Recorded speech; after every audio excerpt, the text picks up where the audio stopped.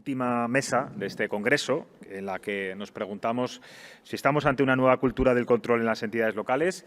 Es una mesa moderada por Santiago Martínez Nájera, director de Fiscalización del Consejo de Cuentas de Castilla y León, y en la que van a participar, y pueden ir pasando ya si quieren, Eloy Morán Álvarez, auditor del Consejo de Cuentas de Galicia, Rafael Salgado Jiménez, interventor general del Ayuntamiento de Valladolid, Joaquín Izquierdo Peris, auditor de la Sindicatura de Competencias de la Comunidad Valenciana, y Ernest Ruiz García, viceinterventor de la Diputación de Girona.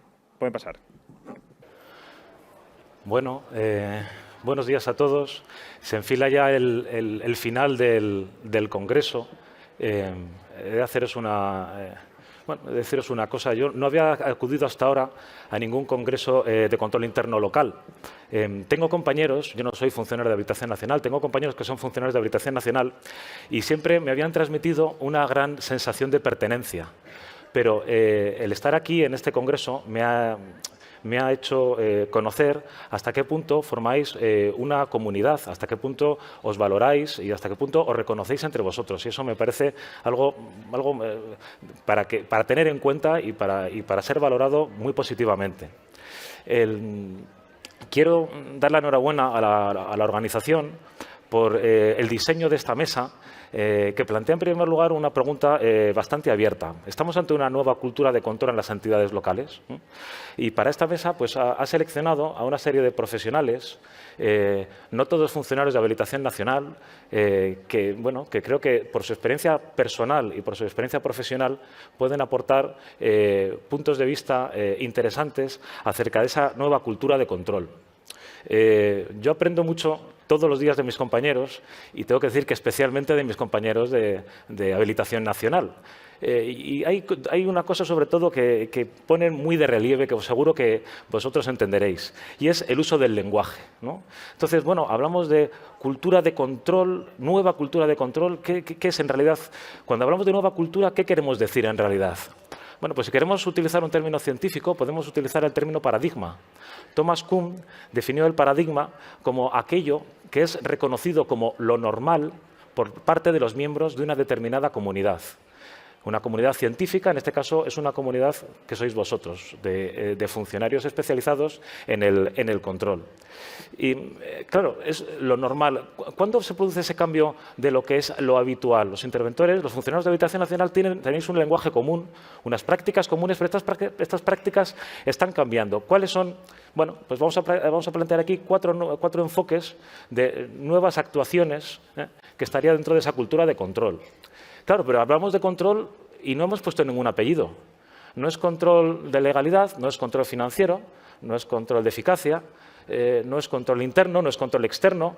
Bueno, en realidad el control hace referencia a todos esos aspectos. Por eso en esta mesa tenemos representantes no solamente de funcionarios de Habilitación Nacional de control interno, sino también compañeros de control externo, como es mi caso. Voy a hacer una breve referencia de ellos desde el punto de vista casi más personal que profesional, porque yo creo que profesionalmente es muy fácil reconocerles a todos por diferentes, bueno, por su historia que nos acompaña, el tiempo es lo que tiene. En el caso de Eloy Morán es auditor del Consejo de Cuentas de Galicia. El Consejo de Cuentas es un órgano de control externo de la Comunidad Autónoma de Galicia, pero su procedencia como cuerpo de funcionario es del Cuerpo Superior Escala de Finanzas de la Comunidad Autónoma. Comparto con él esa procedencia. Yo no soy de Galicia, soy del Cuerpo Superior Escala Económico-Financiera de Castilla y León, pero también nos integramos en esa sistemática de control. El Consejo de Cuentas, bueno, él ha sido docente, es un gran comunicador, y el Consejo de Cuentas hizo una cosa muy interesante. Se hizo una modificación legislativa y dentro de esas funciones antifraude, de esas agencias antifraude que se crearon en un determinado momento en España, sin embargo, ellos asumieron una función de prevención del fraude, más que la persecución. Lo cual, sinceramente, a mí siempre me pareció una cosa muy inteligente. Él ha sido presidente de la Comisión Técnica de Prevención del Fraude del Consejo de Cuentas, actualmente es miembro de esa comisión. Y bueno, la primera pregunta sería para él. ¿De verdad crees que esa sistemática de prevención del fraude se puede considerar un nuevo paradigma o estamos hablando de más papeles? Pues muchas gracias por la presentación. Buenos días a todos. Pues es una pregunta difícil y cuando le haces una pregunta difícil a un gallego, lo normal es que conteste, pues no Depende. sé. Pero voy a intentar mojarme y yo creo que para hablar de un cambio de paradigma la respuesta sería no todavía. Es verdad que la propuesta teórica que acompaña la sistemática antifraude, que viene de la mano de la gestión de los nuevos fondos europeos, introduce unos cambios muy relevantes. Si simplificamos, en el fondo lo que nos está proponiendo es cambiar un modelo de gestión basado en gastar un presupuesto cumpliendo unos determinados requisitos legales y normativos, por otro modelo de gestión orientado a resultados, dirigido al cumplimiento de una serie de hitos y donde la gestión sea lo más transparente y lo más íntegra posible, ¿no? Por lo tanto, desde el punto de vista teórico sí que podemos hablar que hay un cambio de modelo que podría encajar en esto que a veces abusamos de esa expresión, cambio de paradigma, porque citabas a Kuhn y Kuhn realmente el paradigma solamente lo preveía para lo que son las ciencias duras. Yo creo que no se le ocurriría que estaríamos hablando en el campo de ciencias sociales o incluso en este caso, en el caso de la gestión y del control público, de cambios de paradigma. Pero para que se produzca ese cambio de paradigma no hace falta solamente que esa propuesta teórica, ese modelo que está en la norma introduzca este cambio, sino que es necesario que ese cambio se consolide en la práctica. Es decir, que todos asumamos como propio y aceptemos que realmente estamos ante un modelo de gestión, ante un nuevo modelo de gestión. Y yo creo que para eso todavía queda mucho camino por recorrer, para cambiar ese modelo de gestión que teníamos basado básicamente en el principio de legalidad y cumplimiento de la normativa a un modelo más orientado a resultados y donde el principio de integridad pues sea el que inspire gran parte de esa gestión. A mi juicio, y muy brevemente, creo que para que podamos hablar en la práctica de ese cambio de paradigma, sería necesario que se cumpliesen 4 o 5 requisitos. En primer lugar, entender lo que tú decías, que los planes antifraude y la sistemática antifraude no es un conjunto de papeles, no es un mero documento, no es un conjunto de trámites, es algo que está dirigido a cambiar la cultura de la organización y, por lo tanto, si no avanzamos en ese cambio cultural y si no se abraza, digamos, con cierto entusiasmo, en cierta, si quieres, cierta fe, todos los mecanismos antifraude, pues difícilmente se calará el cambio y, por lo tanto, ese sería el primer requisito, que empecemos a avanzar en ese cambio de la cultura organizativa. En segundo lugar, yo creo que sería necesario que toda la sistemática antifraude desborde la gestión de los fondos europeos, es decir, que no se quede solamente en algo que se aplica a los fondos europeos porque nos lo piden desde Europa, sino que los mismos estándares de integridad y de los mismos requisitos antifraude los aplicásemos tanto a las actividades financiadas con fondos europeos como a las actividades financiadas con fondos propios, con las adaptaciones que haga falta.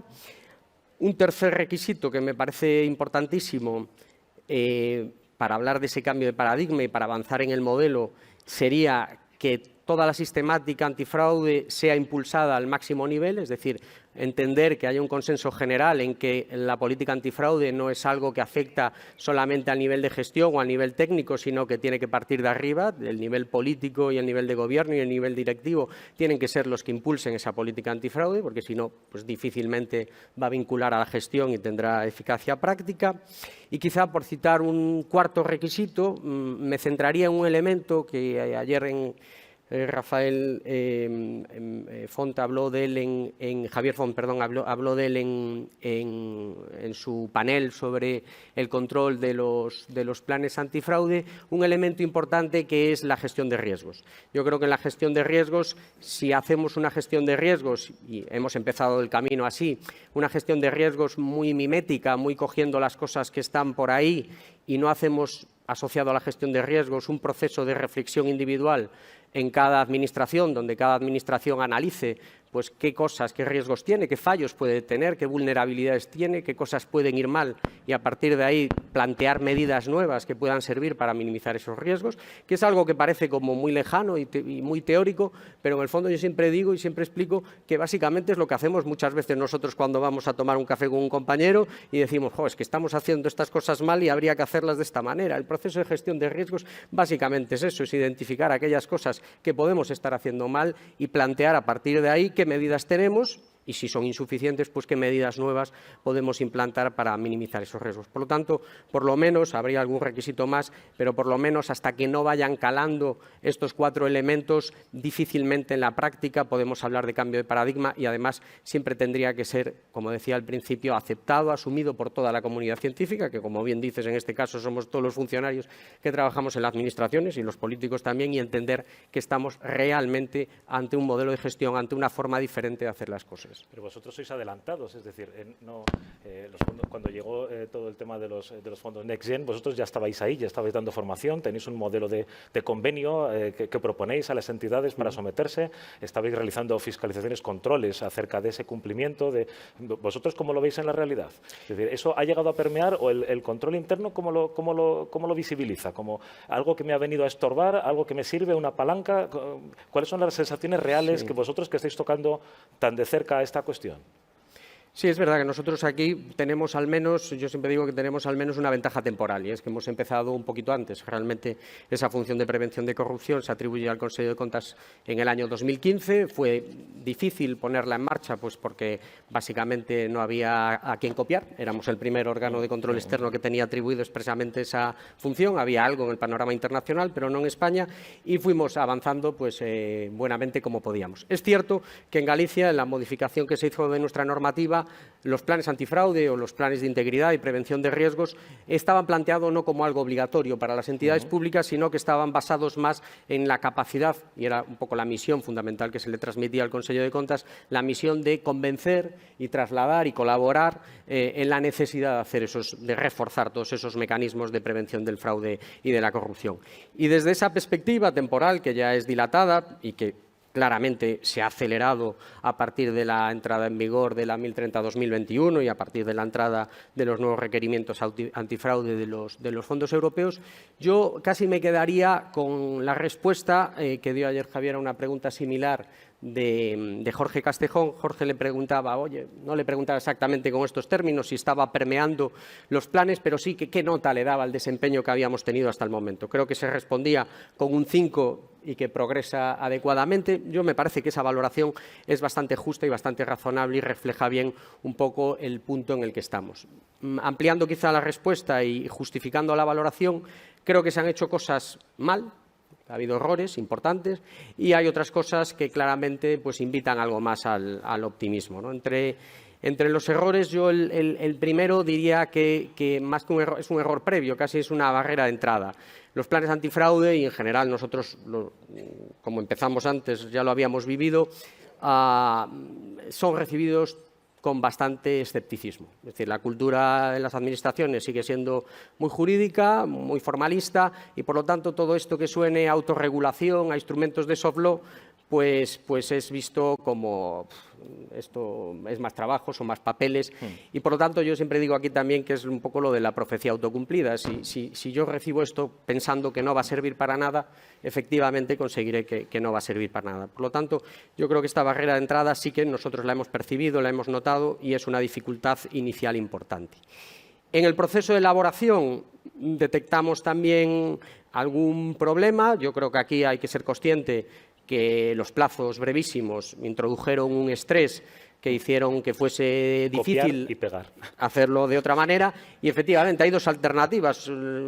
Básicamente hubo entidades que lo han hecho con medios propios y hay entidades que lo han contratado. Me parece que en el informe del Tribunal de Cuentas sobre entidades locales hecho en colaboración con los órganos de control externo, creo que aproximadamente en la muestra que manejaban ellos el 70% lo habían hecho con medios propios, el 30% con contratación con terceros. En los medios propios ha habido en ocasiones abuso del corta y pega, y en la contratación con terceros es verdad que también a veces pues, se ha contratado sin ningún tipo de proceso de participación o de supervisión, y eso hace pues, que no sea la mejor manera de empezar. Pero hay que ser consciente de que el contexto no era fácil en 3 meses, aunque los plazos luego se dilatasen un poco, era complicado disponer de los planes antifraude. Y en la aplicación, quizá los errores que estamos viendo, el primero, la falsa euforia que produce la aprobación del plan. Es decir, a veces la gente considera que una vez que tengo el plan se ha terminado todo, es decir, ya tengo el plan, ya he cumplido el requisito y ahí se acaba, y realmente la concepción tiene que ser la contraria, ahí empieza, el plan nace para ser aplicado, por lo tanto es un instrumento vivo que necesita seguimiento, necesita actualización, necesita supervisión, necesita control. Y el otro problema que observamos es el nivel de conocimiento, tanto en los planes como en otros instrumentos, como los códigos éticos. Alguna encuesta que hemos hecho, el nivel de conocimiento dentro de las organizaciones de sus propios instrumentos éticos, pues es francamente… Lo que no se conoce no se puede aplicar. Mejorable, claro, efectivamente. Si no se conoce, es decir, pues no se aplica. Es imposible aplicar lo que no se conoce. Falta todavía esa cultura del autocontrol, porque en realidad con los planes antifraude el control pasa a ser también una parte muy importante, es enseñar a la gestión. Eso es. Yo creo que ahí me das pie a entrar un poco en los elementos que sí son positivos. Y por acabar un poco y no agotar el tiempo del resto de compañeros, hay elementos positivos. Uno, el que dices tú, que es la posibilidad de evolucionar el control interno y alinearlo más con COSO para que realmente empezamos a entender que el control interno no es una responsabilidad exclusiva de la intervención y que el gestor tiene ahí una responsabilidad clara. Este sería un primer punto positivo.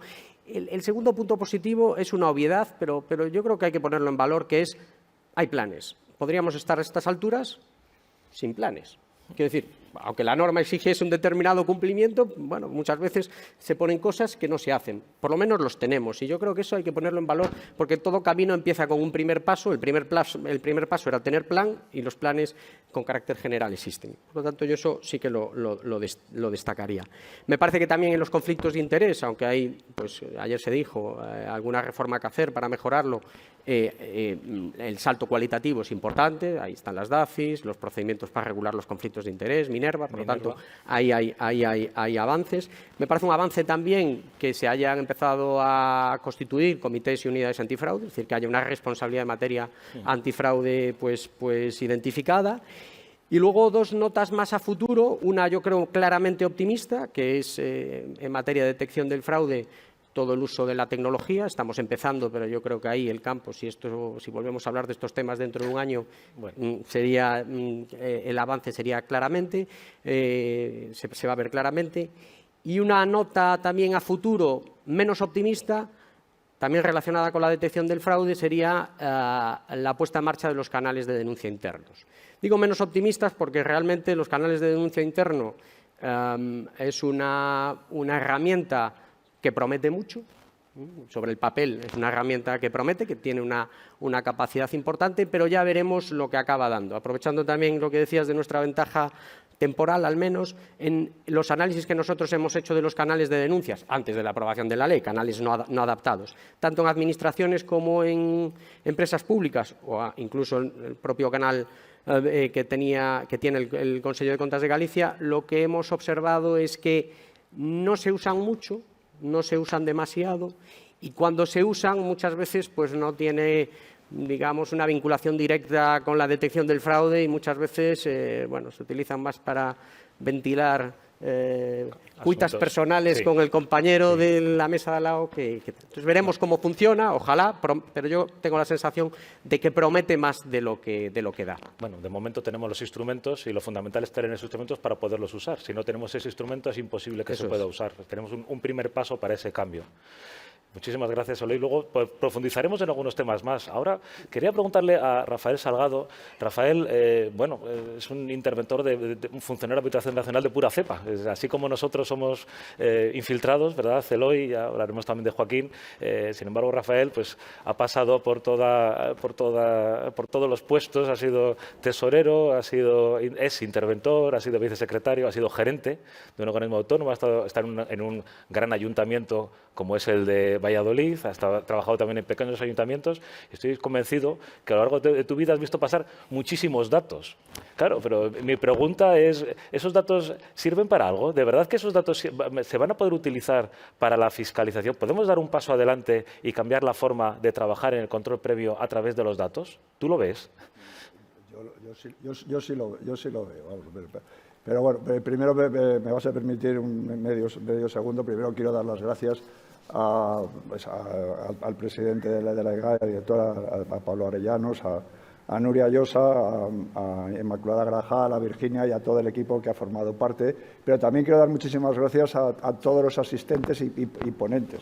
Lo digo primero porque me han invitado, aunque sospecho que me han invitado más por viejo que por interventor, pero bueno, aquí estoy. Y lo segundo, porque me lo estoy pasando muy bien, ahora un poco menos, y sobre todo que me voy a ir a casa un poco más listo, aunque mis hijos dirían un poco menos tonto. Pero bueno, muchas gracias por estar aquí. La segunda, sí que a la respuesta que, como diría Javier Font, a esta pregunta socrática que se nos ha hecho, estamos ante una nueva cultura de control. Yo voy a hacer como las auditorías y voy a empezar por las conclusiones, un poco el papel que yo veo ante este cambio de cultura que se está produciendo, pero voy a dar mi opinión de cómo lo veo yo desde mi situación. Entonces, desde mi situación es que estamos efectivamente en un mundo cambiante, donde la sociedad del conocimiento está ahí y en la que nosotros tenemos que formar parte activa, todos los profesionales, no solamente el tema del control, sino todos los profesionales. Y los profesionales, en este caso del control, tenemos que formar una parte activa, en este cambio, en esta sociedad del conocimiento que efectivamente está marcada por dos activos, por dos elementos fundamentales, en mi opinión, que son el activo de los datos, que es un activo de valoración económica, como hemos visto, pero que los ayuntamientos, tengo la impresión de que, a pesar de que somos grandes generadores de datos, muchas veces no somos conscientes de la importancia económica que tenemos las administraciones locales. Yo, cuando Valladolid, pienso que somos 3.000 trabajadores que damos los servicios de limpieza, el servicio de jardines, el agua, la parte de la seguridad, y hacemos unas políticas de fomento y, sin embargo, no tengo la sensación de que todos esos datos que generamos no los estamos explotando. No es ninguna coincidencia que los únicos datos que todos los ayuntamientos manejamos son los datos que generan nuestros sistemas informáticos contables y presupuestarios. ¿Por qué? Porque ahí sí que estamos originando esos datos de una forma estructurada. Porque, claro, los datos sin estructura no sirven para. Pero y eso en ese lado. ¿Qué posición considero que debemos adoptar los interventores, pero todos los profesionales, yo creo? Tenemos que formar parte activa de esa transformación. En el caso de los responsables de digital. En el caso de los responsables, ¿por qué? En toda nuestra organización. Porque a la hora de esa transformación digital tenemos que participar y opinar y analizar cuáles son los datos que queremos obtener. Nosotros somos grandes expertos en materia de control, no seamos modestos, pero tenemos que participar en esos procesos para decir a los gestores, cuando estén haciendo sus procesos de digitalización, cuáles son los datos que queremos obtener. Y en eso, por eso digo, tenemos que tener una participación totalmente activa para conseguir esos datos de una forma digitalizada. Porque el objetivo que yo creo que debemos tener, es una opinión mía, es poder llegar a disponer un día de unos mandos, de unos paneles de mando, en la que el mando entendido como el concepto que yo creo que lo tenemos que entender. La gestión sin el control no puede existir, pero ni la gestión ni el control pueden funcionar sin datos. Y entonces tenemos que tener, yo cuando hablo de cuadros de mando, hablo de un concepto global de la gestión en sentido mayúsculo de la palabra. Entonces, primera conclusión, no debemos estar fuera de este proceso. Segundo, también tenemos que ser parte nosotros de ese proceso de generación de datos de nuestra propia actuación. Y concretamente, la idea que planteo aquí es el control de una forma automatizada del ejercicio de la función interventora en requisitos VAS. Nos podemos encontrar ahora mismo en tres fases, en tres situaciones en los distintos ayuntamientos. Una, que es llevarlo a mano. La verdad es que llevarlo a mano, lo digo con todo el respeto a mis compañeros, es como pensar que en esta tierra castellana que hay una agricultura se siguiese arando con el arado romano. Es una, iba a decir pérdida, no es cierto. Vamos, es un consumo de recursos humanos importantísimos de gente, de personas que estamos muy cualificados. Y además, perdonadme, y encima no conseguimos luego sacarle más resultado. ¿Qué resultado hemos conseguido? No conseguimos dar valor. Y otra cosa que para mí es muy importante es aburrido. Y las cosas aburridas no aportan nada, son contrarias a estar incentivados, motivados, tal. Y eso el aburrimiento, perdonadme, pero hay que evitarlo en nuestro trabajo y por supuesto en nuestra vida. La siguiente fase, que es en la que nos encontramos en el Ayuntamiento de Valladolid. La siguiente fase, nosotros disponemos de un sistema, de una herramienta informatizada para hacer el control, que por cierto nos lo está prestando Escipión, que está aquí como sponsor y que estamos encantados de cómo funciona. Y esto nos ha dado primero un ahorro de medios. Ahora mismo un funcionario hace unos 1000 informes de control financiero al año. Esto viene a suponer Además, no solamente es el ahorro de tiempo, es que le libero esos recursos para disponer para el ejercicio de lo que estamos todos de acuerdo, que es la función del control financiero. Liberamos espacio, pero además estamos generando datos de una forma sistematizada y que en ese sentido, permitirme que aproveche para dar la enhorabuena a las compañeras de la intervención de Gerona, ahora perdona que estoy buscando el nombre, a Sandra y a Celia, porque también quiero hacer a través de ellas un reconocimiento que yo creo que es importante que lo hagamos los interventores a todos nuestros equipos de las intervenciones. Yo, y creo que la mayoría, no sería nada sin la gente con la que me está apoyando en esta área. Por eso, a Sandra y a Celia, además de darnos una explicación de cómo podemos explotar los datos que se pueden obtener en una herramienta, pues también lo quiero trasladar a todo el personal que está. Y a la siguiente fase, que yo digo, es la automatización. La automatización supone otro paso más adelante en la que los recursos humanos se van a liberalizar, pero encima la inteligencia artificial nos va a poder sistematizarnos y centrarnos en lo que debe ser objeto de control. Y ya por acabar esta primera intervención, luego también quiero hacer una pregunta a Eloy, pero bueno, ya cuando me deje el moderador. Como soy mayor, me voy a atrever a hacer una recomendación. Yo oí a alguien que decía que los listos hacen trabajar a los inteligentes. Y yo digo, seamos listos, hagamos trabajar a la inteligencia artificial para lo que nosotros queremos, no para lo que quiera ella. Aquí acabo mi primera... Pero una cosa, cuando mediante esa inteligencia, esa explotación de datos transformados en información, somos capaces de mirar todo, en el fondo no estamos borrando la diferencia entre requisitos esenciales, limitada previa y la fiscalización plena, porque en el fondo, es decir, ¿cuál va a ser la diferencia? Si vamos a tener capacidad para verlo todo. Bueno, yo te cuento, vamos, yo estoy en la fase de prueba o sea, de hacer probatinas. Nosotros en el Ayuntamiento de Valladolid sí que se ha implantado ya la inteligencia artificial en un asunto totalmente ajeno a lo nuestro, pero creo que importante, que es el canal de quejas y sugerencias. El canal de quejas y sugerencias, ahora cualquier jubilado, a los que no me faltan muchos años a mí para cumplirlo, estamos armados de un móvil y claro, pues o sea, vemos papelera llena, un matojo donde no debe estar, tiramos a través del canal la fotografía y va directamente al servicio de jardines. No hay ninguna necesidad de pasar por ningún medio intermedio. La inteligencia interpreta la foto y pasa lo mismo con los correos electrónicos que se nos envían, que inmediatamente va al servicio.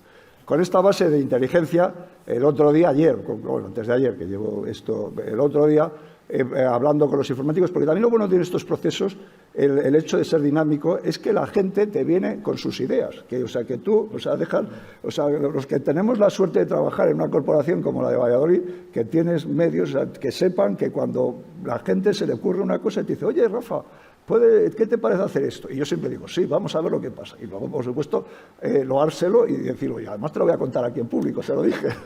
Pues fíjate lo que han hecho. En un día, le dimos todos los asientos contables de 3 o 4 años del ayuntamiento.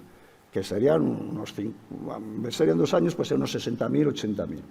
A partir de ahí, la inteligencia artificial ha cogido todos los parámetros de cómo estábamos contabilizando todas estas operaciones. Y con todas estas operaciones, 5.000 ha cogido y nos ha dado, sí, esos asientos, de acuerdo con los parámetros marcados. Yo ya sé que tiene muchas limitaciones, pero que quiero que veamos esto. Me ha dicho, de estas 5.000, el 97% cumplen todos los parámetros de esto. Solo hay un 3% que no cumple los parámetros. Así, esto está bien desarrollado, donde nos tendríamos, está automatizado, es decir, vamos a centrarnos en este 3%. O sea, desde luego ahí se nos abre, pero hay más ideas para hacer la inteligencia artificial. De todas maneras, ahí habrá oportunidades, pero de hablarlo luego, está luego el problema del control de ese algoritmo, de esa inteligencia. Es decir, esa toma de decisiones, al final debe haber una toma de decisiones humana. De hecho, en la última huelga que ha habido de los guionistas, en este caso de Estados Unidos, lo que planteaban ellos como cuestión final es, vamos a ver, diferenciamos claramente cuál es el trabajo de la inteligencia artificial y dónde está mi trabajo, porque la responsabilidad y en el ámbito del control es importantísimo, tenemos que saber dónde está cada una de ellas. Entonces ahí yo creo que luego tendremos oportunidad de verlo con un poco de calma. Me quedo con una idea muy importante, cuando hemos estado hablando al principio decía que el control, no aparece qué tipo de control hablamos, esos cuadros de mando me parecen fundamentales para tomar decisiones de gestión, porque muchas veces yo creo que el control nos sentimos muy señalados en tanto en cuanto decimos cosas, pero siempre muchas veces pensamos lo mismo. Vamos a ver, nadie se ha dado cuenta de esto antes, nadie ha tenido los datos para tomar decisiones y prever esto que va a pasar. La semana pasada el Consejo de Cuentas, que además estuviste tú, Rafael, tuvimos una jornada acerca de la contratación, de la ley de contratos, y se habló precisamente de la planificación. Entonces, planificar contratación, como tantas cosas, son datos. Y, bueno, yo creo que es muy importante que esos datos, bien aplicados, como tú estás planteando, también puedan ir a la parte de la gestión. Bueno, han intervenido dos ciclistas, personas esforzadas, capaces de sufrir en una bicicleta, de enfrentarse a altos retos durante mucho tiempo, muchísimo tiempo. No sé cómo... Bueno, en fin, son gente con una perspectiva muy peculiar. Y ahora, bueno, pues nos va a hablar un tenista, Joaquín, que nos va a plantear una cosa muy interesante. Joaquín Izquierdo es funcionario de la Sindicatura de Comptes de la Generalitat Valenciana, ¿vale? Y él, claro, pero él viene de la privada, él venía de la auditoría privada, está inscrito en el ROAC, él tiene una cultura muy de ¿por qué estamos tardando tanto en hacer esto? ¿Cómo podemos hacer las cosas mejor? Y bueno, él va a plantear, yo quiero que plantee un elefante, como decía George Lakoff, un elefante que está en la habitación, que hemos hablado mucho acerca de control, pero en los pasillos, que es, como decía Rafael, donde en estos congresos muchas veces se aprenden más las cosas más que en las mesas redondas o cuadradas, decimos, fíjate lo que han hecho, pero es que eso no sirve para nada, o al final ha acabado gastándose el dinero. Ya no se trata de que sea legal o no sea legal ese dinero que se gasta, sino de verdad es eficaz, se cumplen los objetivos que debe tener el gasto público. Entonces, la pregunta que yo le planteo a Joaquín como especialista que es en este ámbito ¿es posible establecer o que exista una sistemática de evaluación, de control de eficacia, de eficiencia de las políticas públicas desde un punto de vista técnico? Porque estamos siempre, el Consejo de Cuentas hace tiempo que está con esa sistemática y siempre tenemos la sensación de que entramos muy de cerca en lo que es en el ámbito político. ¿Es posible hacerlo desde el punto de vista técnico? O sea, ¿existe esa posibilidad de establecer ese paradigma, que nadie le extrañe que alguien, a través de los datos, como estamos hablando con Rafael, se planteen cuestiones de cómo se hubiera hecho mejor o por qué se ha hecho no bien, por no decir mal? Gracias, Santiago. Antes de contestarte, dar la enhorabuena a la organización por este fabuloso congreso y un agradecimiento muy sincero a que la organización haya contado con la Sindicatura de Comptes de la Comunidad Valenciana para participar en esta mesa redonda y en mi persona en este caso. Me has preguntado si se puede realizar una evaluación. Antes de si se puede, mira, te lo voy a contestar con un eslogan. Creo que no son sponsors, entonces no los voy a mencionar, pero hay dos marcas deportivas muy famosas, muy internacionales, que utilizan un eslogan, dos eslóganes que a mí yo creo que vienen como anillo al dedo. Nothing is impossible, o impossible is nothing, mejor dicho, y just do it. Se puede. Pero antes de que se pueda, y explicaros por qué yo creo que sí que se puede, preguntémonos si se debe. Está claro que yo creo que todos los que estáis aquí sabéis que tenemos una obligación, los órganos de control. Para empezar, la Ley 40/2015 ya habla que las actuaciones de la Administración pública tienen que velar por el cumplimiento de determinados principios, entre ellos el de la planificación y la dirección por objetivos, el control de la gestión y la evaluación de políticas públicas. Vosotros, los profesionales de control interno, los interventores e interventoras, vuestra norma de 424 establece que en el control financiero, en sus modalidades de control permanente y auditoría pública, debéis verificar el cumplimiento de los servicios públicos, en particular en la gestión, en los aspectos de gestión financiera, y si esta gestión obedece a los principios de buena gestión financiera, los famosos principios de eficacia, eficiencia, economía, también transparencia, publicidad, etcétera, etcétera, sostenibilidad, etcétera. ¿Vale? Es decir, que tenemos un mandato legal por el que tenemos que hacerlo los órganos de control, tanto internos, en este caso, como externos. Pero ya no solo eso. Antes José Antonio en la anterior mesa ha comentado que quería enlazar conclusiones del segundo congreso que se celebró en Huesca con las observaciones que se estaban planteando. Revisando las conclusiones que se alcanzaron en Huesca, erais conscientes de que los órganos o los responsables políticos, los gestores y la ciudadanía esperan de vosotros que informéis de los resultados de la gestión y si esa gestión es eficaz, es eficiencia, es económica. Y sois conscientes de esa responsabilidad, y uno de las conclusiones que se decían en ese congreso es que asumíais que para ello era necesario familiarizarse con una metodología específica en evaluación de política pública, auditoría operativa, y que para ello había que adaptar los planes de formación de las entidades locales. Si yo me pongo ahora en plan auditor y quiero evaluar la consecución de ese objetivo que se puso el Congreso de Control Interno hace 2 años y pido a los asistentes que levanten la mano cuántos de vosotros han asistido a un curso, una acción formativa relacionada con la evaluación de política pública o de auditoría operativa, veríamos más o menos si estamos dando pasos en este sentido. Venga, sin miedo, esto no se va a quedar grabado, o sea, nos están grabando a nosotros, pero a vosotros creo que no. Sin miedo, levantad las manos. ¿Cuántos de vosotros ha participado en acciones formativas específicas? Sí que veo, es decir, se están dando pasos, pero creo que no sois mayoría los que habéis asistido a este tipo de acciones. Por tanto, esto hay que ponerse las pilas. El ciudadano, ya no solo que la ley nos obligue, el ciudadano, que es contribuyente además, que es el que paga esta fiesta, pues se espera que, por ejemplo, si un ayuntamiento se gasta 1 millón de euros en subvencionar cursos de inglés, por ejemplo, que le digamos no solo que está bien contabilizado en el programa presupuestario el que sea, o que se han seguido la tramitación de las distintas fases de gestión presupuestaria o la gestión o la Ley General de Subvenciones o la Ley de Contratación, según el instrumento que haya utilizado. No solo espera eso, espera que le digáis si lo que ha hecho el ayuntamiento con ese 1 millón de euros ha servido para algo. Lo que nos encontramos, la realidad es que muchas veces las administraciones públicas confunden entre medir el nivel de ejecución de la actividad. He concedido el 80% de crédito o he gastado el 80% de crédito consignado, he realizado 20 cursos de inglés.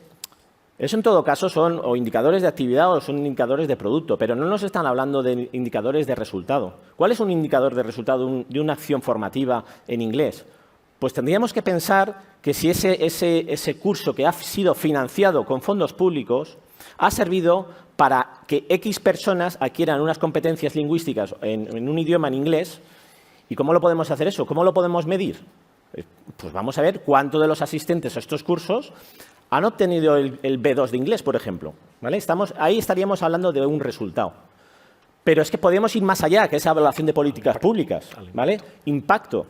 De todas estas personas que han asistido al curso, que de todas estas personas que han sido acreditadas en el B2 de inglés, con esa competencia adicional, ¿les ha servido para volver a insertarse en el mundo laboral porque estaban fuera de él? Ese tipo de preguntas es lo que yo creo que el contribuyente puede esperar de nosotros, de los órganos de control interno y externo. A mí me gusta muchas veces sacar a colación un informe del Tribunal de Cuentas Europeo que publicó en el 2014, en diciembre del 2014, sobre las inversiones en aeropuertos.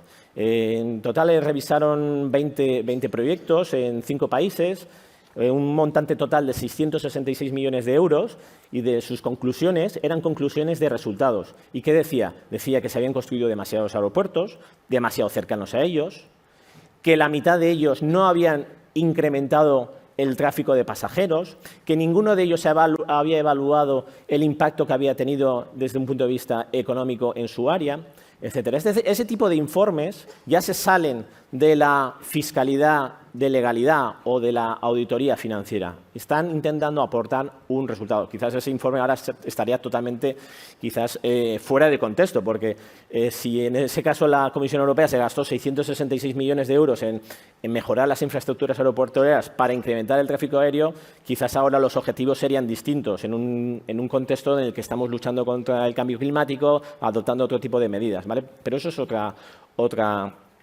historia. No sé si, yo creo que se ha comentado poco en este congreso el mecanismo de recuperación que tenemos en marcha. Sabéis que ya a la Comisión Europea no le vale ya la certificación del gasto, la cuenta justificativa. Ya no le vale eso, le vale el cumplimiento de hitos y objetivos, ¿vale? Y será en base a eso cuando al final darán el refrendo o no a los fondos que nos han anticipado. Lanzo una alerta a navegantes y el que quiera que la coja. Si uno revisa los hitos y objetivos que están previstos en el plan español, ojo, que se confunde muchas veces un objetivo de producto con un objetivo de resultado. Os voy a poner un ejemplo. El componente 24, revalorización de la industria cultural. Inversión 2, dinamización de la cultura a lo largo del territorio. Esa inversión, los objetivos que definen el plan español es mejorar la cohesión territorial y social de España, favoreciendo el acceso a la cultura. Y para eso propone 4 propuestas, una de las cuales es dotación a las bibliotecas públicas.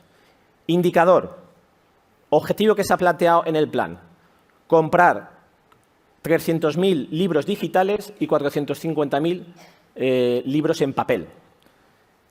Yo os pregunto, ¿es un indicador de resultado o es un indicador de producto? Porque si yo compro los 450.000 libros y los dejo en la biblioteca y cogen polvo y no hay más usuarios, ¿habrá servido para incrementar o favorecer esa cohesión territorial y social basada en la cultura?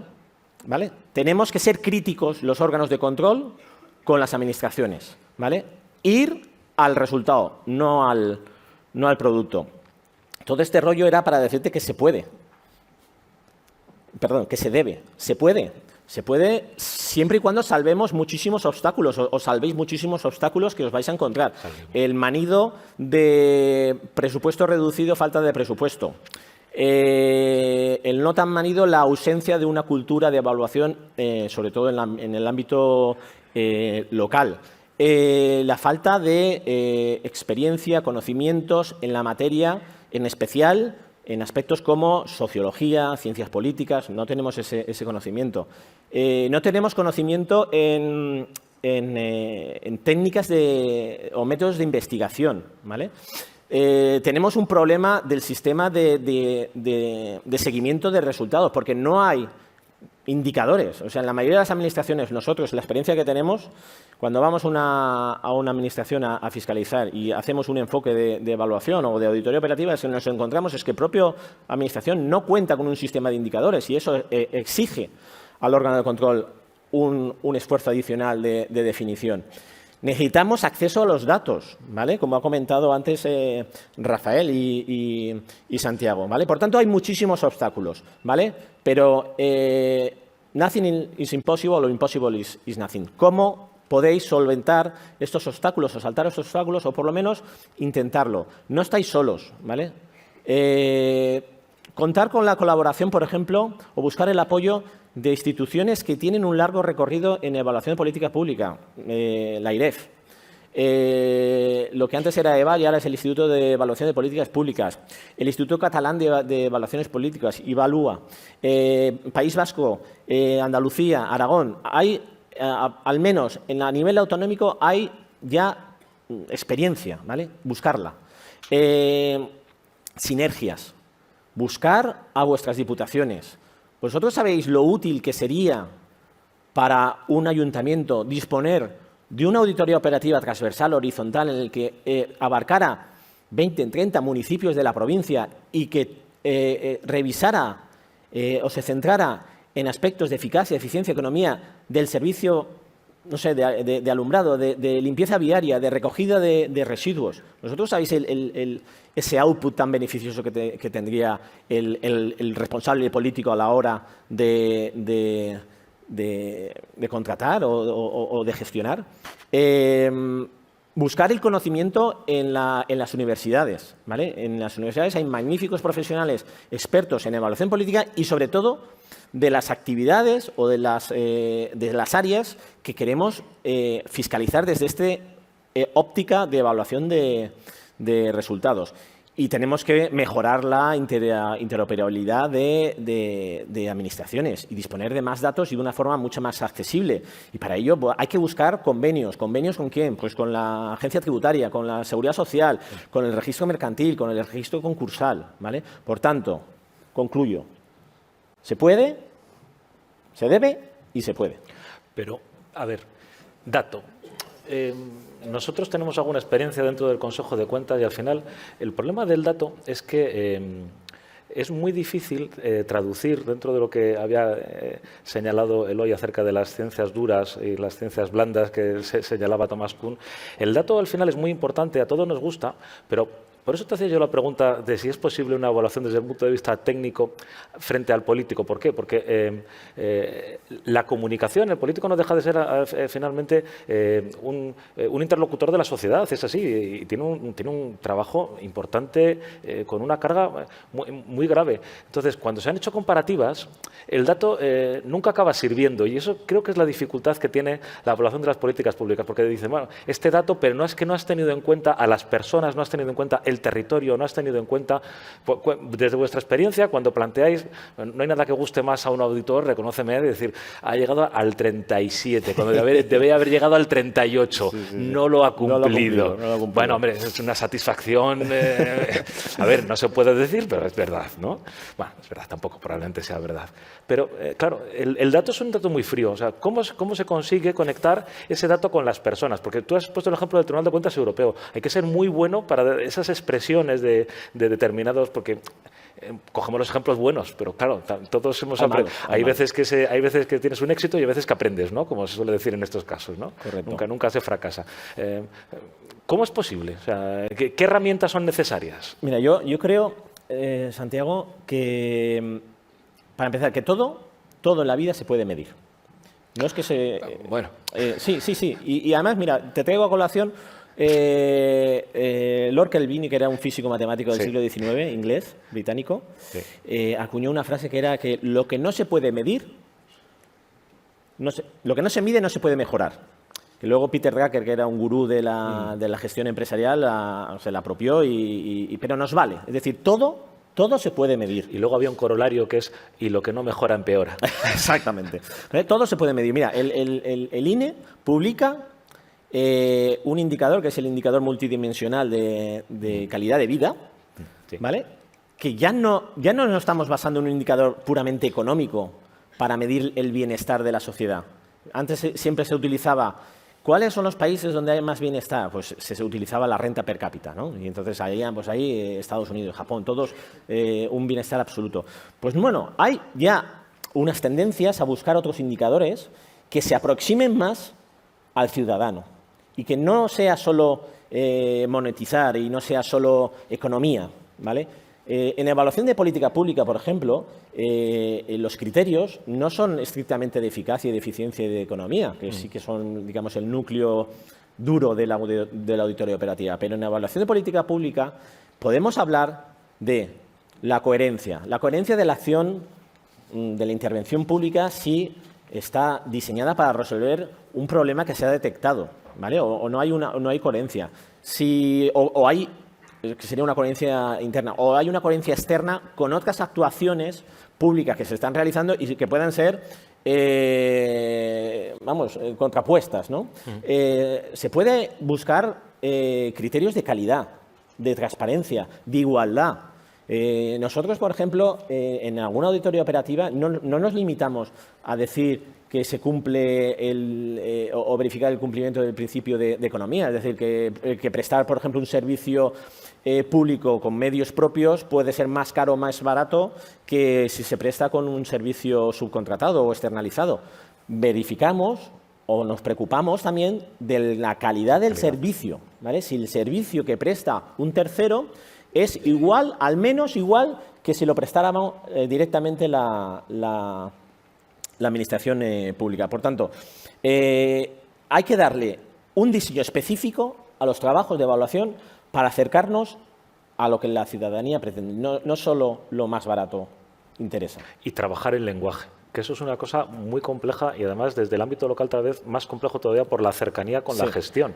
Es decir, que no es, de ahí la postura de los órganos de control externo, la separación, un cierto alejamiento, que tampoco es tanto muchas veces, porque por lo menos en el caso del Consejo, y estoy convencido que en la sindicatura, en el Consejo os pasa igual, estamos muy cercanos a la gestión, pero hay una cierta separación que permite emitir determinados juicios que pueden gustar o no gustar, depende de muchas circunstancias, pero no es estar dentro. Entonces, no tenemos miedo, ¿no?, a lo que nos dirán.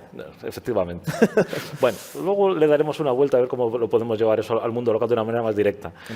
Bueno, el último ponente, la verdad es que no sé qué decir porque estoy convencido que todo el mundo le conoce, a Ernest. Además, bueno, forma parte del grupo de culpables de ese libro de cabecera para dormir que nos hemos llevado todos del Congreso. Bueno, tiene un par de características personales muy interesantes que yo creo que también ilustran cómo ese trabajo, esa finalidad por la estandarización, porque es doctor en organización y gestión de empresas. Eso tiene que marcar.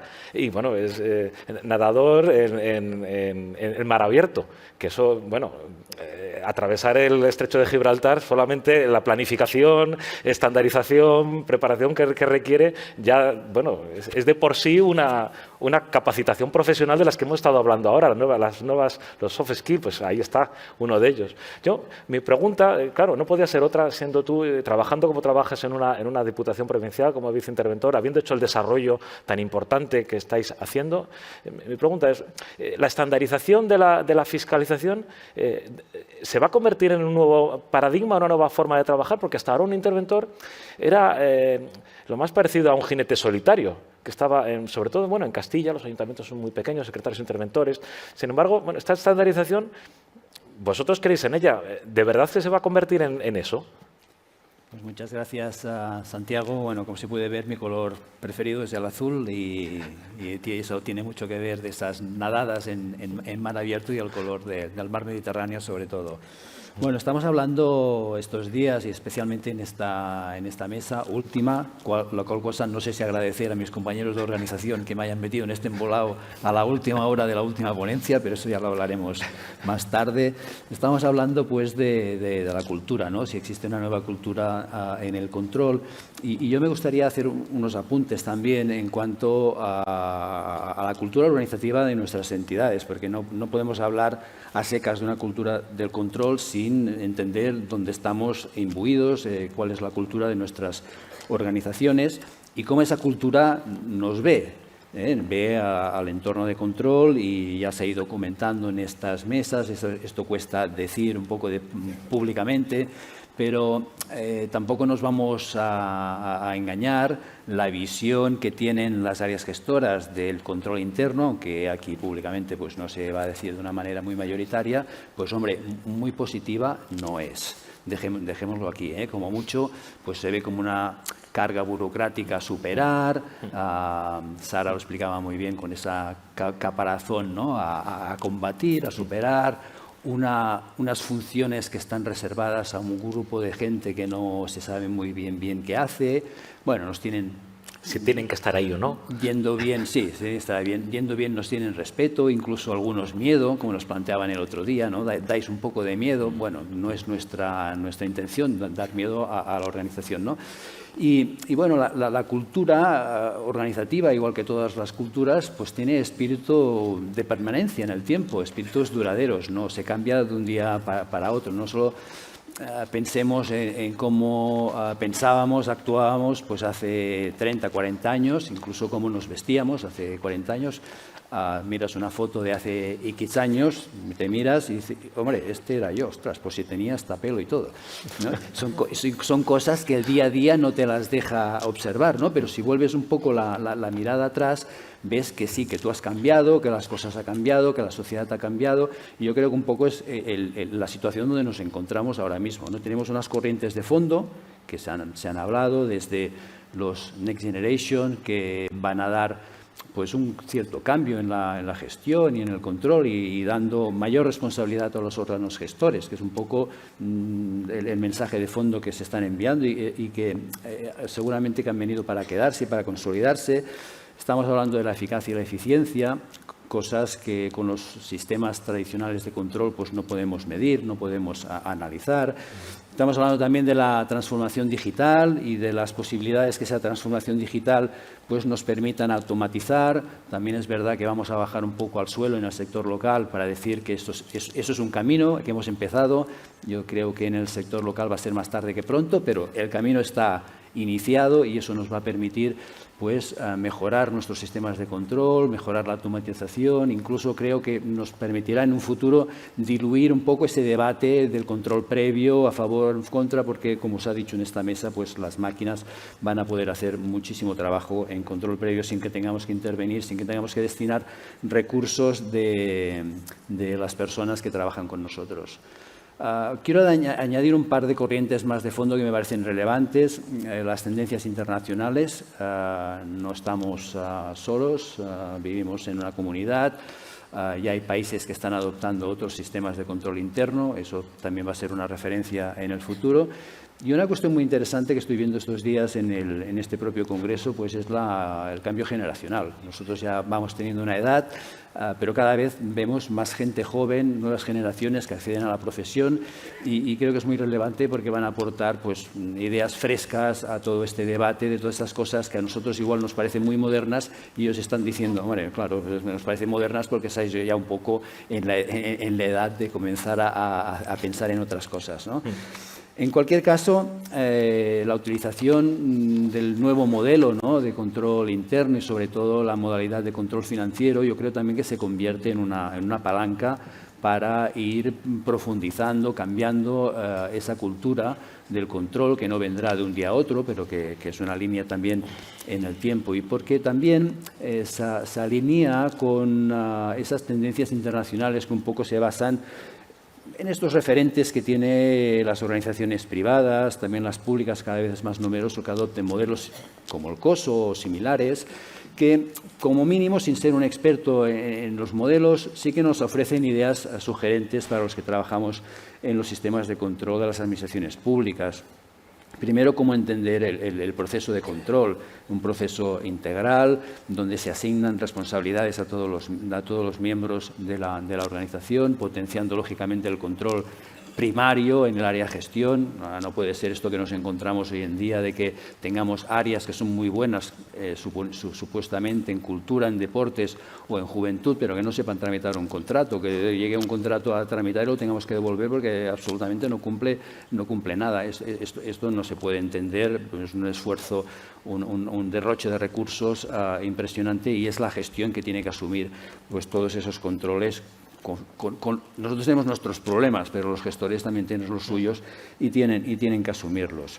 En cualquier caso, esos referentes no hacen una distinción tan netamente clara como nuestra normativa entre control y gestión y integran un poco todos esos procesos. En cualquier caso, estos referentes, si los quieres comparar con nuestra cultura actual, pues media una distancia importante, media un abismo cultural. Y entonces, sobre todo, el control financiero de las dos modalidades que tenemos a desarrollar y a ejercer, pues nos ofrece esa posibilidad de estandarización, de potenciación de nuestras actividades, sobre todo porque nos ayuda, de entrada, a ir ajustando el rol de gestor y de controlador, sobre todo si utilizamos también la alternativa de una fiscalización limitada de requisitos básicos corta y ajustada a los requisitos que realmente se han de revisar, porque eso está demandando al momento, al minuto 1,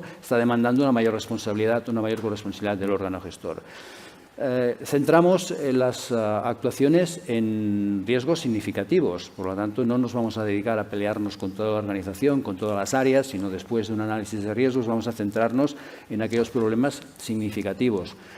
Nos permite proponer mejoras, proponer soluciones. Tenemos un cierto tiempo para realizar esos informes.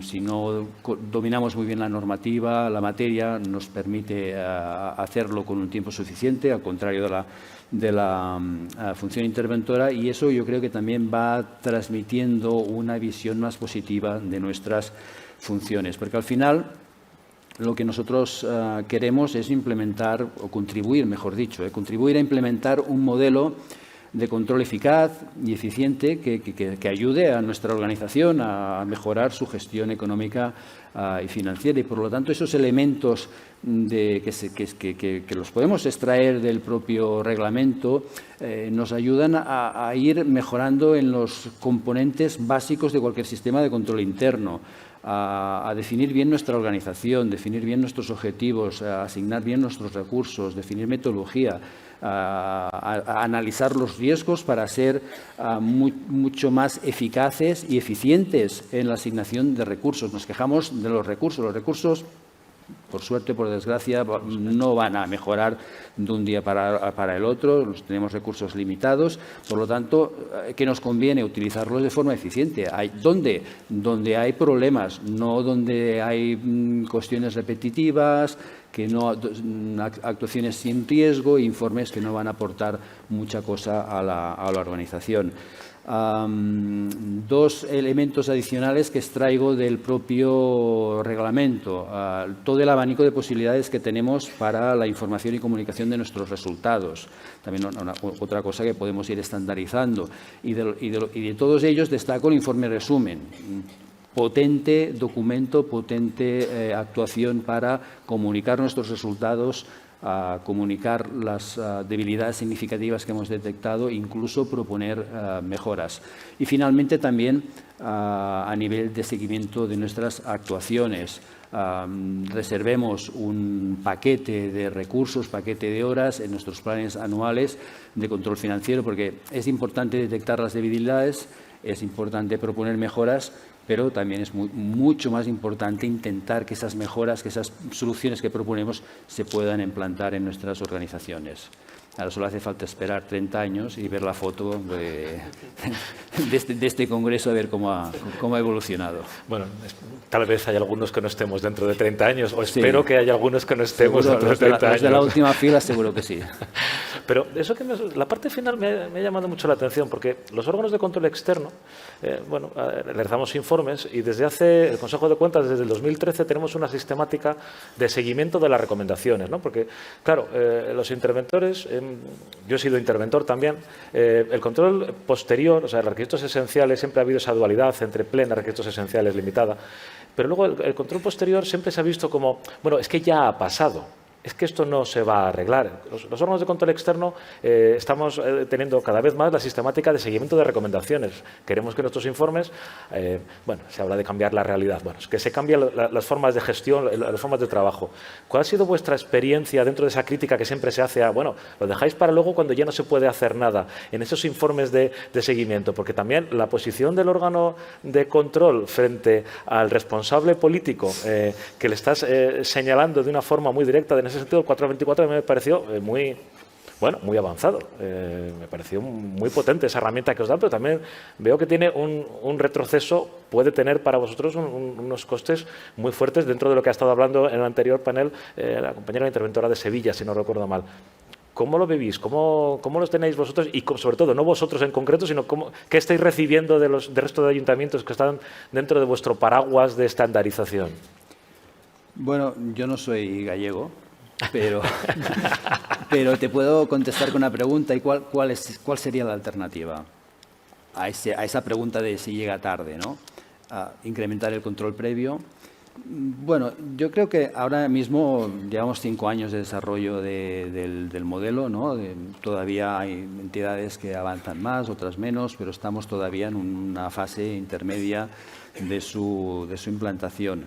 Tenemos un modelo mixto, con la función interventora, que sirve para lo que sirve y de momento pues está incorporada en el modelo, y una función y una modalidad de control financiero, que hemos todavía de potenciar, todavía tiene muchas capacidades de desarrollo. Ante ese modelo, evidentemente, siempre nos podemos preguntar o criticarlo y podemos plantearnos si vale la pena pasar a incrementar el control previo. Yo francamente creo que no, es donde venimos, por lo tanto no creo que sea la solución. O podemos incluso pasar, como han hecho otros países, por un poco el fracaso, ¿no?, de los controles previos ante sonados casos de corrupción o de despilfarro de recursos públicos que ha sido incapaz de evitar, y por lo tanto hay países que han abandonado ya esos criterios de control previo para pasarlo todo a un control posterior. Bueno, yo creo que en estos momentos todavía no estamos ahí. Tenemos la suerte que además nuestro modelo, el modelo del Real Decreto,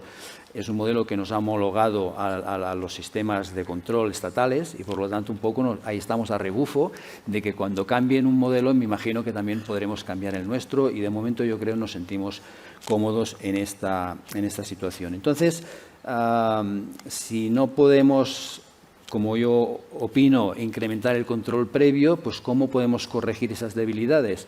Pues hombre, yo creo que es bastante sencillo, incrementando las responsabilidades de los órganos de gestión, que es donde se elaboran, ¿no?, los procedimientos, donde se diseñan las actividades, donde se debe plantearse incluso la evaluación, porque está muy bien que hagamos la evaluación nosotros, pero hombre, quien se gasta el dinero, quien gestiona el recurso, son los gestores, no somos los controladores. Por lo tanto, cuanto mayor responsabilidad se asignen por la normativa, por las organizaciones, a los órganos gestores, pues evidentemente mayor posibilidad está de que esos problemas que se pueden producir pues o no se detecten, o lo que se detecte sean ya cosas que provoquen mejoras en los sistemas, en los procedimientos, pero que no sean catástrofes naturales para la organización. Y en ese sentido, volviendo un poco a los Next Generation, creo que su filosofía, incluso los planes antifraude que nos hablaba Eloy, si no se hacen en formato cortapega y se guardan en un cajón una vez se han elaborado y aprobado,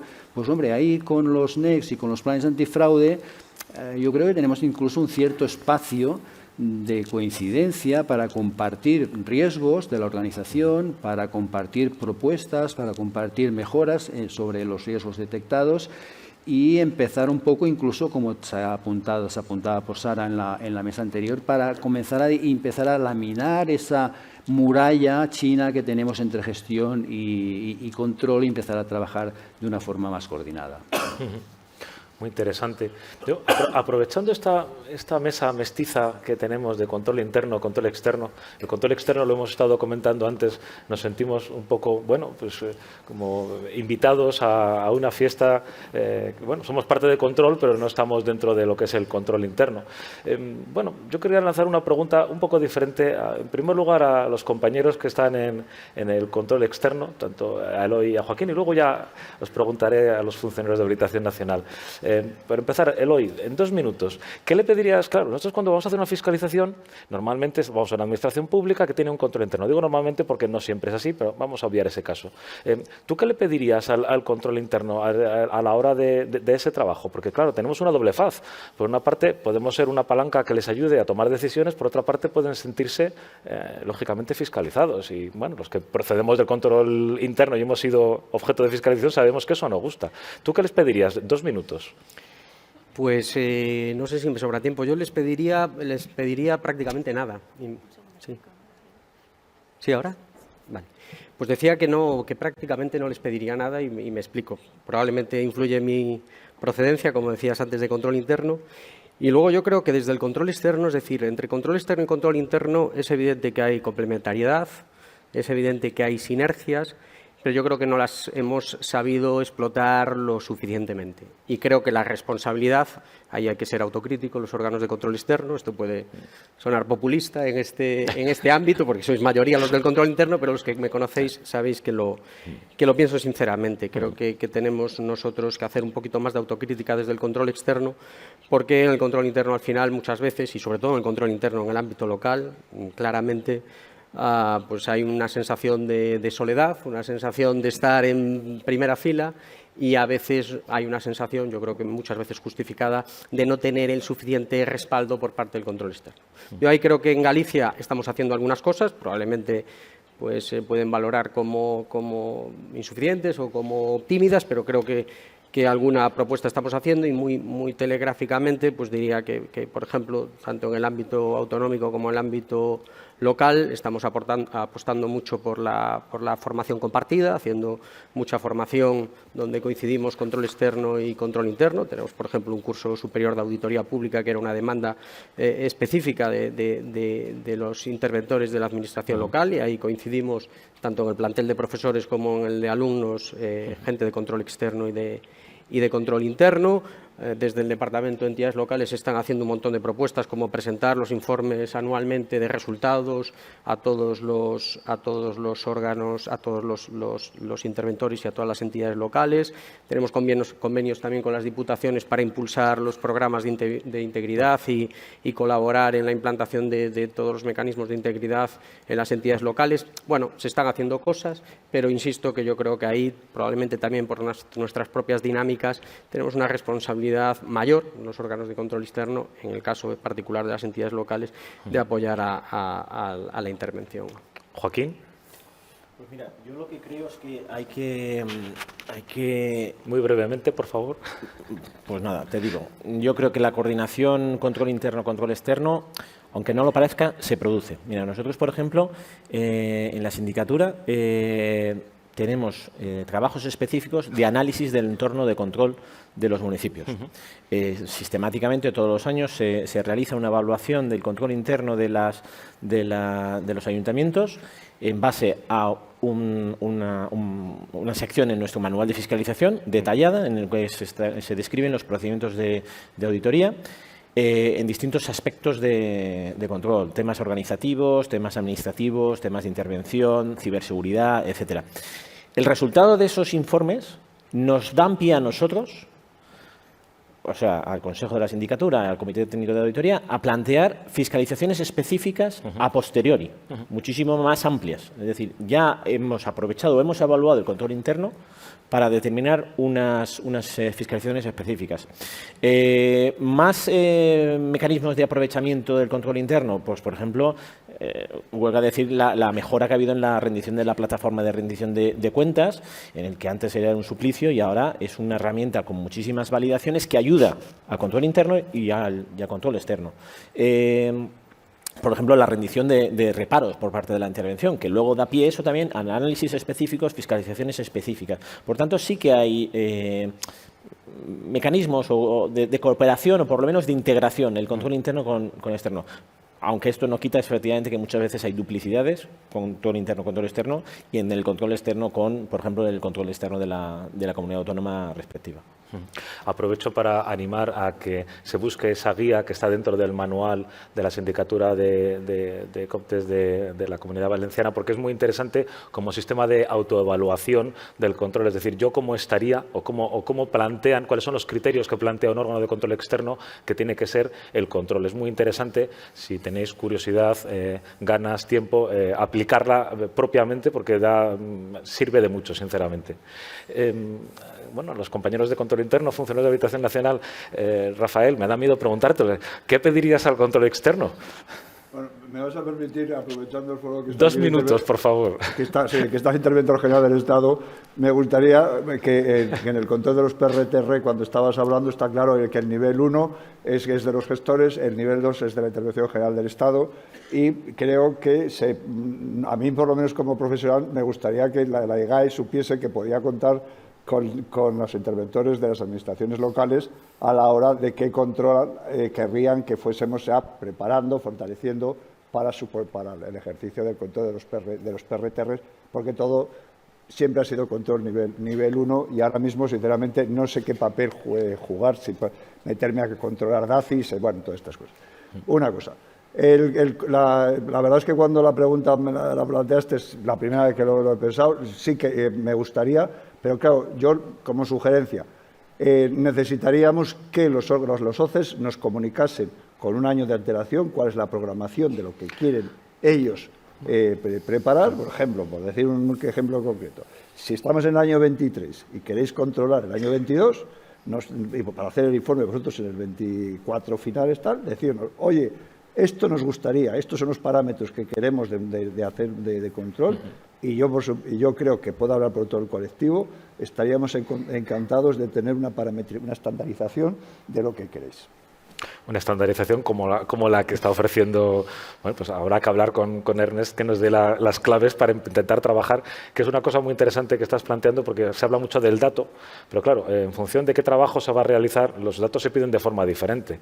Y muchas veces no es que el dato no exista, es que hay que generarlo, hay que entrar en diferentes bases de datos, esas bases de datos internamente están separadas, hay que ver quién es responsabilidad de cada qué cosa y eso acaba costando. Es decir, estoy de acuerdo contigo, pero creo que muchas veces eso también es reflejo de la propia organización. Es decir, si se tuviera antes, está claro, porque también ayudaría a que la propia organización empezara a pensar por qué se piden esos datos y qué es lo que se va a verificar. Pero nosotros, nuestra experiencia es que también nos dice mucho de la organización, en función de qué planteen. ¿Vale? Que hay veces que se piden cosas que, bueno, te voy a decir que no, pero se intenta buscar sobre todo una sistematización, ir a lo mínimo muchas veces, pero se recoge el guante y desde luego se tiene que trabajar en ello. Yo medio segundo, la inteligencia artificial nos abre otro aspecto. Yo, por ejemplo, ha surgido aquí el problema de los precios de mercado.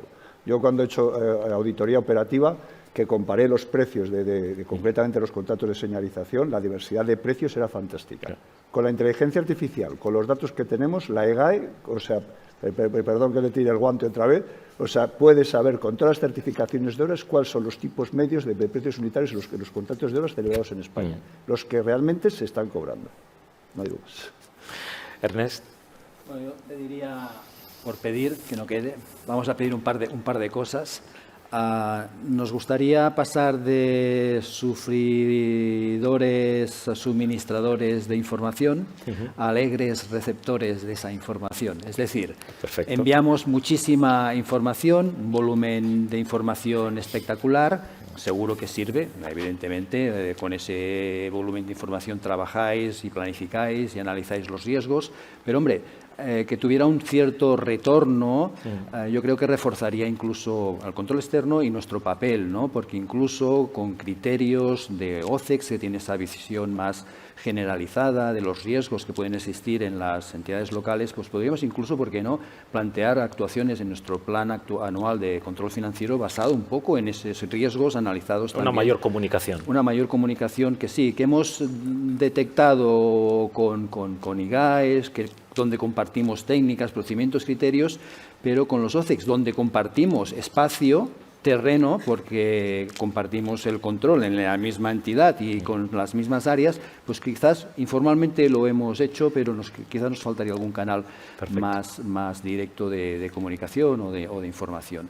Y la segunda cosa que pediría, a la línea de lo que ha explicado Joaquín, que referente en esa materia la sindicatura de esta comunidad, es encontrar entre todos una valoración más decidida, más clara de lo que denominamos modelo de control eficaz y eficiente, si queremos, ¿no? Porque, bueno, llevamos, pues, bueno, de hecho en todos los congresos vamos hablando sobre este mantra, pero, hombre, es un poco indeterminado y en algunas ocasiones pues sitúa a compañeros en situaciones complicadas por, aparentemente, sin entrar en el fondo del asunto, aparentemente, pues hacer cumplir con las obligaciones establecidas, que al menos para nosotros son las obligaciones establecidas en el modelo, y para algún OCEX pues falta alguna cosa más por hacer o algún control adicional que no se ha realizado. Entonces, claro, el modelo debe ser eficaz y eficiente, pero de alguna manera, como ya dijimos también en el Congreso de Huesca, en una mesa muy interesante que coordinó, que moderó José Fernando Chicano, pues debe cubrir o debería cubrir razonablemente bien los riesgos de los órganos interventores, los riesgos penales y contables de los órganos interventores que hacen bien su trabajo. Y en esa línea que explicaba Joaquín, yo creo que si definimos un poco cuáles son las patas, ¿no? los parámetros básicos del modelo, hombre, pues esos controles que hacéis sobre su diseño y sobre su eficacia permitirían incluso su mayor homogeneidad, incluso entre todas las comunidades y entre todas las entidades locales, lo cual yo creo que también nos daría una garantía adicional y nos reforzaría nuestro modelo de control. Bueno, no sé si hay preguntas. Tendríamos tiempo, yo creo que para una pregunta, salvo que desde la organización dijeran otra cosa, por lo menos una o dos preguntas. Yo recojo el guante de todas maneras de todo lo que habéis dicho, lo resumiría en el sentido de que control interno y control externo no pueden estar a espaldas uno de otro, sino que tienen que estar más cercanos y trabajar conjuntamente en pro de lo que es ese control. O sea, tiene que haber una mayor comunicación entre todos. No sé si hay alguna pregunta. La cercanía de la comida tampoco ayuda. Bueno, estamos en tiempo. Hay una frase de la novela Fiesta de Ernest Hemingway que me gusta mucho, que un personaje de la novela se le pregunta, bueno, ¿y tú cómo te arruinaste? Y él responde, pues mira, pues me empecé arruinando poquito a poquito y luego de repente me arruiné, ¿no? Entonces yo creo que los cambios, lo que hemos dicho de mirarnos al espejo, a veces no nos damos cuenta de que están sucediendo hasta que un momento nos miramos en esa foto, te miras al espejo por las mañanas y te preguntas, ¿y quién es este que está ahí? Cosas por el estilo, ¿no? Eso nos pasa. Yo creo que de los 4 temas que hemos estado hablando, tanto de la sistemática antifraude, de esa valoración, de esa corresponsabilidad, como también de la explotación del dato, pero no solamente desde el punto de vista de control de la intervención, sino también desde la gestión. Ese control de esa gestión nos debe dar lugar a ser capaces de tomar decisiones, a que sean evaluables y que ese control sea ejercido de una forma sistematizada que permita, además, al mismo tiempo, hacer un seguimiento de las actuaciones y promover ese cambio de cultura. Yo creo que no somos conscientes de que esos cambios se están produciendo, pero que llegará un momento en el que de repente nos despertemos y digamos, bueno, hemos llegado. Tal vez no a donde hubiéramos imaginado, pero hemos llegado a algún sitio. Bueno, pues nada más y muchísimas gracias a todos.